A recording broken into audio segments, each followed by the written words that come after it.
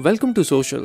Kota factory एक ऐसा show है जिसे बहुत सी ऑडियंस रिलेट करती है। शो का रियलिस्टिक नैरेटिव और black and white tone Kota factory को एक स्टैंड आउट शो बनाता है। सबसे इंटरेस्टिंग एस्पेक्ट ये है कि शो की स्टोरी लाइन सबको कुछ ना कुछ रियलाइज कराती है, जिसके बाद we feel to be a part of their journey. सवाल लेट पूछा तो सवाल गलत हो जाता है क्या? My name is V and today I'm going to be decoding what Kota Factory is trying to show you। Show में बहुत सेंसिबल और सिंपल वे में कुछ चीज़ें दिखाई गई हैं जिनमें सीक्रेटली काफ़ी डीप मीनिंग्स हैं। इस वीडियो ऐसे के थ्रू हम शो में दिखाए गए कुछ सीरियस एस्पेक्ट्स को कवर करेंगे। बच्चे 2 साल में कोटा से निकल जाते हैं, कोटा सालों तक बच्चों से नहीं निकलता। Number 1, struggle.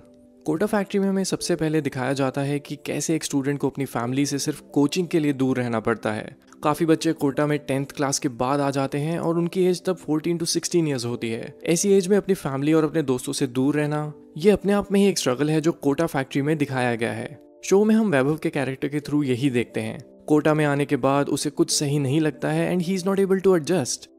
इसके अलावा अगर आप मीना के कैरेक्टर को नोटिस करो तो वो बिना किसी फैसिलिटी के एक छोटे से स्टोर रूम में रहता है। This explains his financial condition. आप फैमिली से दूर जाके सिर्फ एक स्टोर रूम में रह रहे हो, ये स्ट्रगल नहीं तो और क्या है।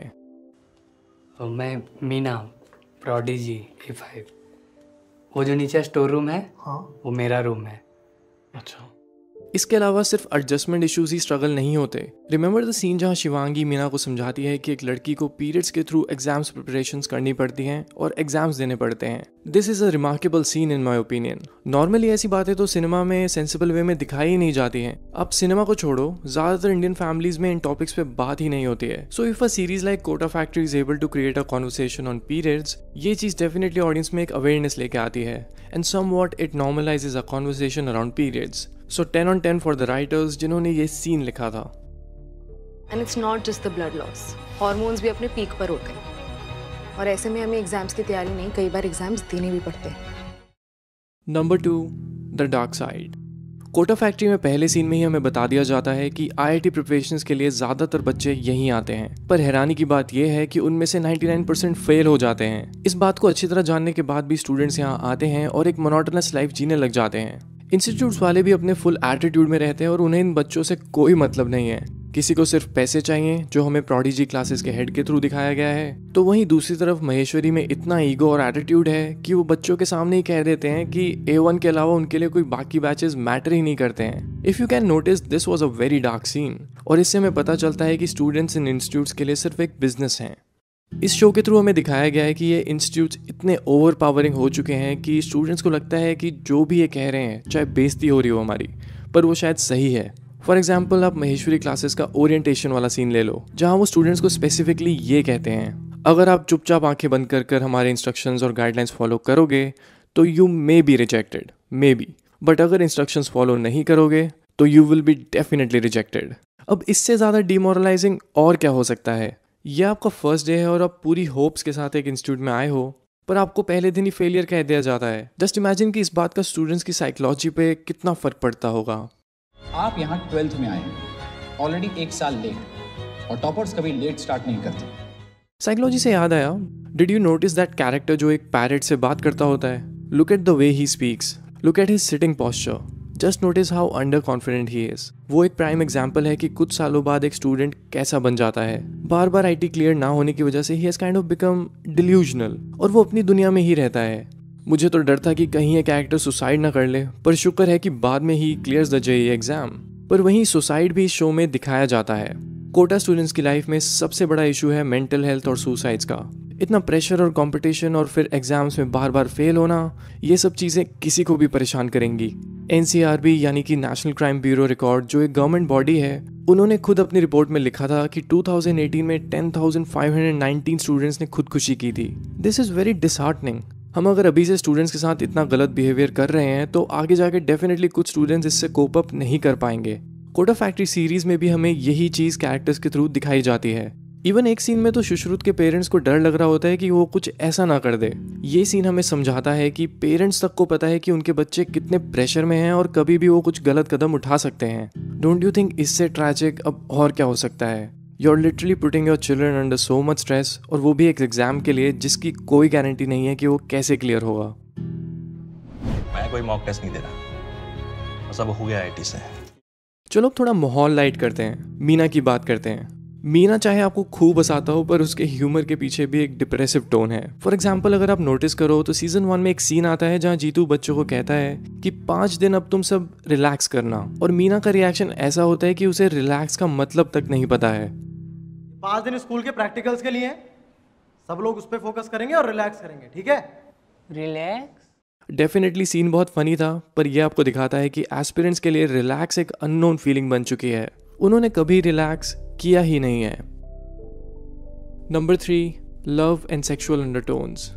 लव का क्राइटेरिया हमारे माइंडसेट में हिंदी फिल्म्स को देख के ही आया है। हमें बचपन में लव का मतलब तक नहीं पता था, पर सिंस हमारा सिनेमा एग्जैजरेटेड लव स्टोरीज दिखाता आया है तो हम भी लव को बिल्कुल उसी तरह इमेजिन करने लगे थे। राज, अगर ये तुझे प्यार करती है तो ये पलट के देखेगी। Now talking about Kota factory, ये शो लव को बहुत रियलिस्टिकली और रिलेटेबल वे में दिखाता है। वैभव और वर्तिका की स्टोरी आप सबको अपने स्कूल क्रशेस की याद दिलाती है। जिस तरह से वैभव वर्तिका के सामने हर सिचुएशन में ओवर रिएक्ट करता है, this is how most people react when they start liking someone. वहीं दूसरी तरफ अगर मैं वन साइडेड लव की बात करूँ तो look at Meena, how amazing his story is. वो मीनल से अट्रैक्टेड है पर कभी उससे वो बोल नहीं सकता है। ये सिचुएशन कितने सारे लड़कों के लिए रिलेटेबल रही होगी। If you are genuine enough, आपको हमेशा पता होगा कि किसी लड़की पे अपनी फीलिंग्स को फोर्स नहीं करना चाहिए। And this is shown through Meena's character. वो मीनल को बहुत ज्यादा पसंद करने लग गया है। This might be called an infatuation. उसी वजह से उसका क्लासेस में भी अब मन नहीं लग रहा है। This is happening because he knows कि वो मीनल से अट्रैक्टेड है पर मीनल उससे नहीं। और आप सबको पता है कि जब आप किसी को पसंद करने लग जाते हो then you are not able to face the rejection, so इसीलिए आप उनको कभी कुछ बताते ही नहीं हो। वन साइडेड अट्रैक्शन होते हुए भी आप उस पर्सन के साथ अपनी लाइफ इमेजिन करते हो and somewhat you start experiencing the hormonal changes as well. But अब इन सभी चीज़ों को हम डील कैसे करें, ये हमें कोई नहीं बताता है, और यही चीज़ हमें मीना के कैरेक्टर के थ्रू दिखाने की कोशिश की गई है। Meena discovers masturbation and this is shown as a stress buster. Meena इसके बाद बहुत सॉर्टेड और लाइट रहने लग जाता है and you feel very happy for him. Meena यार, किसके साथ बैठ रहा है आजकल? खुद के साथ। मैस्टरबेशन को हमारी फिल्म्स में एक मजाक की तरह या बहुत ही गलत ढंग से प्रेजेंट किया जाता है, but in reality we all know ये तेरा सत्य है, एक्सेप्ट कर। I am no one to lecture you on masturbation कि ये गलत है कि सही, पर notice how powerfully this conversation is shown in the series. Most of the teenagers experience masturbation at some point and this is actually the truth. Show में यही बात आपको दिखाने की कोशिश की गई है in the most sensible way, जहाँ इवन जीतू का कैरेक्टर भी इसके बारे में ओपनली बात करता है। This is a very powerful seen in my opinion, और इस सीन को बहुत ध्यान से शूट किया गया है। नोटिस कि कैसे रोशनी सिर्फ जीतू के फेस पे ही पड़ रही है और मीना के फेस पे शैडो है, या कह लो कि वो डार्क शेड पे उसे रखा गया है। This is a very symbolic scene जहां आपको शायद दिखाने की कोशिश की गई है कि कैसे जीतू इन बच्चों के लिए एक रे ऑफ होप है, यानी कि एक रोशनी की तरह है, और मीना अभी एक डार्क और डिप्रेसिव फेज में है, सो इसीलिए उसका शॉट धूप की जगह शैडो में रख के लिया गया है। And honestly the way this scene was shot, it is actually one of my favourite scene in the series. इस सीन की टोन पूरी सीरीज से अलग स्टैंड आउट करती है। मुझे कैसे पता है सब? इस उम्र में सब फील करते हैं, मैं भी। भैया प्लीज ऐसे मत बोल। Number 4, friendship. कोटा फैक्ट्री में आपको फ्रेंडशिप एक ट्रूएस्ट फॉर्म में दिखाई जाती है। आप नोटिस करना कि वैभव, मीना और उदय की फ्रेंडशिप कितनी नेचुरल वे में डेवलप होती है। मीना का नेचर केयरिंग है तो वहीं उदय एक बहुत ही क्यूरियस लड़का है, और वहीं जब वैभव नया आया होता है तो वो बहुत इरिटेटेड और कंफ्यूज रहता है। ये तीनों एक दूसरे के दोस्त बस यूं ही बन जाते हैं and somewhat they start to complete each other. इसीलिए आपको उनकी फ्रेंडशिप इतनी रिलेटेबल लगती है। रियल लाइफ में भी आप रियलाइज करोगे कि you and your friends complete each other.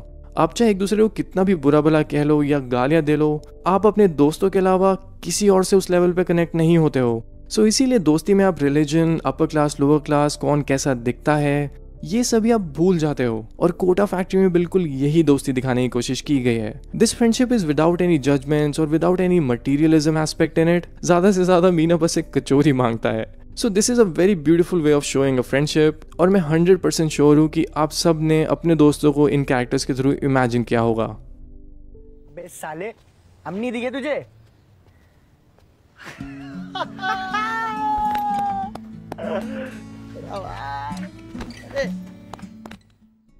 Number 5, Kota factory हमें होप दिखाता है। इतना सब कुछ मुश्किल होने के बाद भी कोटा में हर साल स्टूडेंट्स आते हैं और उस 1% सक्सेस रेट को पाने के लिए मेहनत करते हैं। दिस एक्सप्लेन्स कि even after all the problems we still have hope. Hope इस शो में हमें जीतू के कैरेक्टर के थ्रू दिखाई जाती है। जिस तरह से जीतू स्टूडेंट्स को मोटिवेट करता है, it really makes them believe in achieving their goals. इसका मतलब यही हुआ कि चाहे इंस्टीट्यूट्स कितने भी मनी माइंडेड हो या जगह कितनी भी डिप्रेसिव हो, पर उन सब के बीच कोई ना कोई ऐसा टीचर ज़रूर होगा जो आपको कॉन्फिडेंस देगा कि आप अपने गोल्स अचीव कर सकते हो। हर दिन वहाँ पे रहना एक चैलेंज है और एक होप ही तो है जो आपको मेहनत करने के लिए मोटिवेट करती है। वरना शो में खुद एक कैरेक्टर कहता है कि सिर्फ IIT ही क्यों, कुछ और क्यों नहीं। This is the question every aspirant should ask himself, पर एंड में यू ऑल नो कि you hope for the best. ये शो होप को एक बहुत ही सेंसिबल वे में दिखाता है। वैभव की मोटिवेशन पहले सिर्फ A10 बैच से निकलने की होती है और फिर जाने अनजाने में वो महेश्वरी का एग्जाम भी क्लियर कर जाता है। जस्ट इमेजिन कि अगर वैभव शुरू से ही A10 से निकलने की होप नहीं रखता या वहाँ का गंदा पानी और खाना देख के घर वापस चला जाता तो क्या होता। What keeps him going is hope। उसकी मदर, उसके दोस्त और जीतू, ये सभी उसको होप देते हैं। इसी तरह से जब रियलिटी में हम सबसे बुरे फेजेस से गुजर रहे होते हैं तो बस एक होप ही होती है जिससे आपको सोच के लगता है कि शायद आगे अब सब कुछ ठीक हो जाएगा। This is why hope is a beautiful thing. तू लेट है इसलिए थोड़ा पीछे है, पर अकेला नहीं है। लास्ट मोमेंट तक लड़ेंगे, IIT क्रैक करेंगे, ठीक है?